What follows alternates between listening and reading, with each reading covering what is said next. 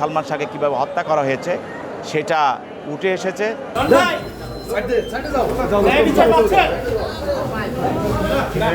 ইতিমধ্যেই আপনারা জেনেছেন যে চিত্রনায়ক সালমান শাহর হত্যা মামলায় ইতিমধ্যেই এই মামলার ৪ নম্বর এজাহারনামী আসামি আশরাফুল হক ডন সে দেশ থেকে পালিয়ে যাওয়ার সময় তাকে আদালত থেকে এয়ারপোর্ট থেকে তাকে গ্রেপ্তার করা হয়।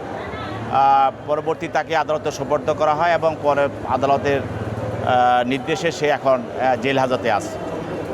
আজকে তার পক্ষে একজন আইনজীবী ওকালতনামা দিয়ে সে জামিনের প্রার্থনা করেছে এবং প্রার্থনা করে সে ডনকে নির্দোষ দাবি করে সে জামিন প্রার্থনা করেছে। জীবন অবাক না করলে কে করবে? 28% মিল্ক ফ্যাটের অবাক করার সাথে ফ্রেশ মিল্ক পাউডার। জীবন অবাক করুক প্রতিদিন।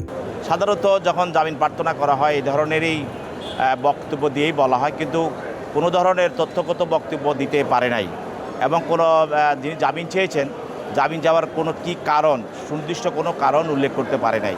বরঞ্চ আমরা প্রসিকিউশন পক্ষ থেকে বলেছি যে সালমান শাহের মা নীলা চৌধুরী কর্তৃক দায়েরকৃত একটি মামলায় এই মামলার 11 নম্বর আসামি যে স্বীকারোক্তিমূলক জবানবন্দি দিয়েছিল সেই স্বীকারোক্তিমূলক জবানবন্দিতে পুরো ঘটনাটা সালমান শাহকে কীভাবে হত্যা করা হয়েছে সেটা উঠে এসেছে এবং সে ওই স্বীকারোক্তিমূলক জবানবন্দিতে সে ডনকে এই মূল এই হত্যার সঙ্গে তার সম্পর্ক এবং সে যেসব কার্যকলাপ কারা কী করেছে অন্যান্য আসামিরা সব কিছু এই স্বীকারোক্তিমূলক জবানবন্দিতে এসেছে।